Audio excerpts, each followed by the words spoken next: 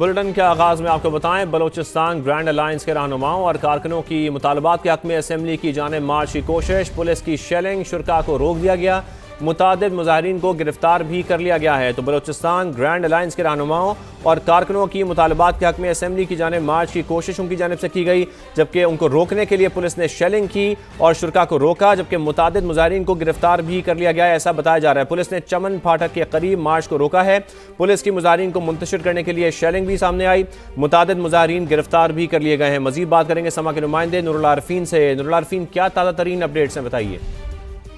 جی، Hindustan grand alliance کے رہنماؤں اور کارکنوں نے تنخواہوں میں اضافے اور دیگر مطالبات کے حق میں صوبائی اسمبلی کی جانب مارچ کرنے کی کوشش کی، تاہم پولیس نے ایوب اسٹیڈیم سے آگے چمن پھاٹک کے قریب انہیں روک لیا۔ پولیس کی جانب سے مارچ روکنے کے دوران متعدد مظاہرین کو حراست میں بھی لیا گیا ہے، جن میں ہندوستان گرینڈ الائنس کے رہنما بھی شامل ہے۔ اس موقع پر صورتحال کشیدہ ہوگی اور مظاہرین کو منتشر کرنے کے لیے پولیس کی جانب سے شیلنگ بھی کی گئی۔ بلوچستان گرینڈ الائنس کے رہنماؤں کا کہنا ہے کہ وہ اپنے مطالبات کے حق میں بلوچستان اسمبلی کے سامنے احتجاج اور اپنی آواز ایوان تک پہنچانا چاہتے تھے، تاہم انہیں راستے میں روک دیا گیا۔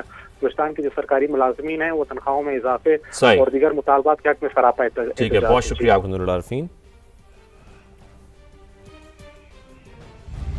اہم معاملے کی بات کریں، چکوال میں سی سی ڈی اہلکار کی اندھا دھند فائرنگ سے جاں بحق 9 سال کی ہانیہ کی پوسٹ مارٹم رپورٹ نے دل دہلا دیے۔ سانحہ چکوال سی سی ڈی کی کارکردگی اور ٹریننگ پر سوالیہ نشان ہے۔ ذمہ دار کون ہے؟ ہانیہ کو انصاف دو، اہل خانہ کی دہائیاں۔ فوٹیج میں واضح طور پر دیکھا جا سکتا ہے کہ سی سی ڈی اہلکار نے براہ راست گاڑی پر گولیاں برسائیں۔ 9 سال کی معصوم بچی کا جسم گولیوں سے چھلنی ہو گیا۔ پوسٹ مارٹم رپورٹ کے مطابق ہانیہ کے جسم پر گولیوں اور زخموں کے 11 نشانات ہیں۔ گولیوں کے گہرے زخموں کے باعث شدید خون بہنے سے ہانیہ کی موت واقع ہو گئی۔ شدید صدمے اور خون کے بہنے کے باعث دل اور پھیپھڑوں نے کام کرنا بند کر دیا۔ فائرنگ سے بچی کی دائیں ران کی ہڈی بری طرح ٹوٹ گئی، چھاتی میں خون جمع ہو گیا، بچی کا جگر، بڑی اور چھوٹی آنکھ بھی شدید متاثر ہوئی۔ پوسٹ مارٹم رپورٹ سے متعلق مزید جانتے ہیں، سما کے نمائندے علی خان ہمارے ساتھ موجود ہیں۔ علی، اپڈیٹ کیجیے۔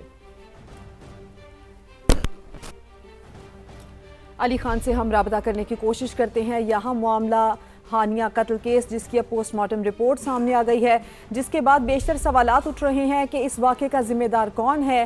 ہانیہ کو انصاف دو، اہل خانہ یہ دہائیاں دے رہے ہیں، جبکہ اس فوٹیج میں واضح طور پر دیکھا جا سکتا ہے کہ سی سی ڈی اہلکار نے براہ راست گاڑی پر گولیاں برسائیں، جس میں 9 سال کی معصوم بچی کا جسم گولیوں سے چھلنی ہو گیا۔ پوسٹ مارٹم رپورٹ کے مطابق ہانیہ کے جسم پر گولیوں اور زخموں کے 11 نشانات ہیں۔ گولیوں کے گہرے زخموں کے باعث شدید خون بہنے سے ہانیہ کی موت واقع ہو گئی۔ بات کریں گے علی خان سے۔ علی خان، کیا تفصیلات ہیں آپ کے پاس؟ جی بالکل، یہ جو افسوسناک واقعہ ہے یہ 10 جون کو پیش آیا تھا، اور آج جو اس کی پوسٹ مارٹم رپورٹ ہے ہانیہ احمد کی، وہ آج منظر عام پہ آئی ہے۔ اس کے مطابق جو ہانیہ احمد ہے اس کے جسم پہ 11 گولیوں کے نشانات پائے گئے، اور اس کے مختلف اعضاء ہیں جسم کے، وہ ان گولیوں کے نتیجے میں جو ہے ان کی موت واقع ہوئی ہے۔ تو یہ بتایا جا رہا ہے کہ یہ جو ہے ان کا پوسٹ مارٹم رپورٹ، یہ 3-4 دن پہلے جاری ہوئی تھی، لیکن اس کو اب یہ منظر عام پہ آئی ہے۔ جی علی خان، تفصیل آپ نے دی، آپ کا شکریہ۔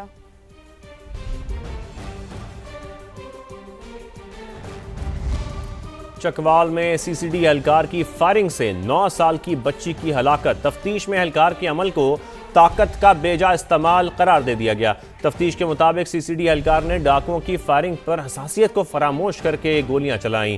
مزید جانیں گے نمائندہ سماج جہانگیر خان سے۔ جہانگیر، کیا تفصیل آپ کے پاس اس حوالے سے بتائیے۔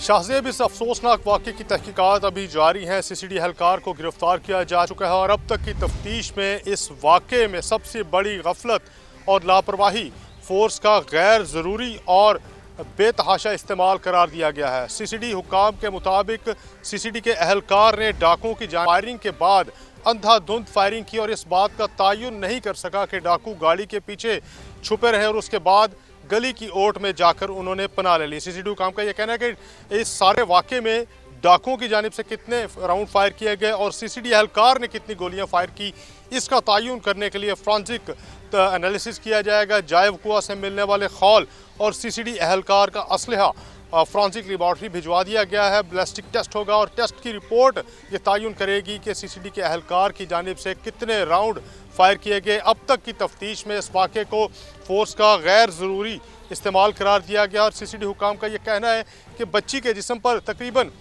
11 राउंड जो है उनके निशानात पाए गए हैं और मज़ीद तफ्तीश अभी जारी है। अहलकार को गिरफ्तार भी किया जा चुका है, इसका चालान भी मुरतब किया जा रहा है, हतमी मराहिल में इसका चालान पहुंच चुका है। और अब तक की तफ्तीश में ये बात भी सामने आई है कि ये बड़ा एक मुख्तसर दौरानिया था जिस दौरान डाकुओं और सीसीडी अहलकार के दरमियान फायरिंग का तबादला हुआ।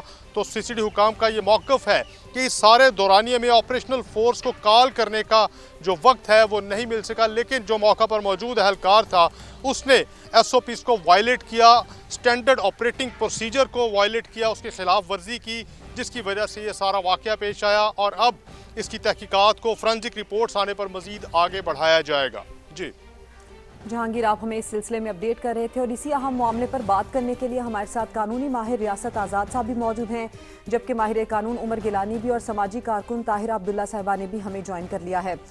सबसे पहले उमर गिलानी साहब, आपसे ये पूछ लेते हैं कि चकवाल में एक वाक़या जो पेश आता है, डकैती के दौरान सीसीडी अहलकारों की फायरिंग से 9 साल की बच्ची हानिया जान से जाती है। क्या सीसीडी अहलकारों की ट्रेनिंग नहीं की जाती कि ऐसे मौके पर क्या करना है, किस तरह से रिएक्ट करना है?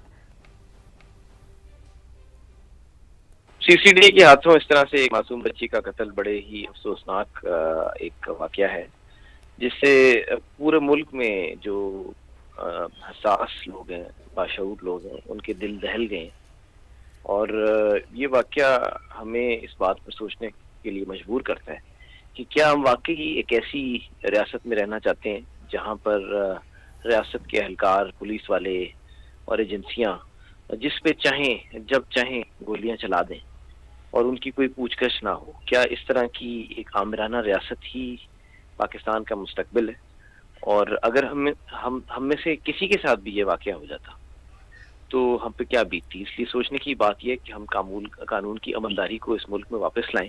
हम समझते हैं कि हमारे आइन में जो इज्जत का, इंसान की ज़िंदगी का, आबरू का जो तहफ़्फ़ुज़ दिया गया है, अदालतों का भी ये फ़र्ज़ है कि वो उसको यकीनी बनाएं और इस किस्म के वाक़यात पर सख्ती से कार्रवाई की जाए। सीसीडी बिलाखिर पाकिस्तान की रियासत की ही एक फोर्स है और पाकिस्तान के अंदर इस वक्त कोई ऐसा कानून नहीं है जो हमारी पुलिस को या सीसीडी को इस बात की इजाज़त दे कि वो जिसको चाहें मार दें। जो क्रिमिनल प्रोसीजर कोड है वो प्रोपोर्शनेट या नेसेसरी फोर्स की बात करता है कि सिर्फ इतनी ही आप कुव्वत इस्तेमाल कर सकते हैं जितनी अपनी जान बचाने के लिए लाजमी है। तो अगर पुलिस को इस बात का अंदेशा भी था कि इसमें डाकू, तो वो उसके टायर पे फायर कर सकते थे, उसके किसी ऐसे हिस्से पे फायर कर सकते थे या एक फायर कर सकते थे। अगर कोई डाकू नजर आ रहा था, उसके हाथ में वेपन था, उसको मार सकते थे।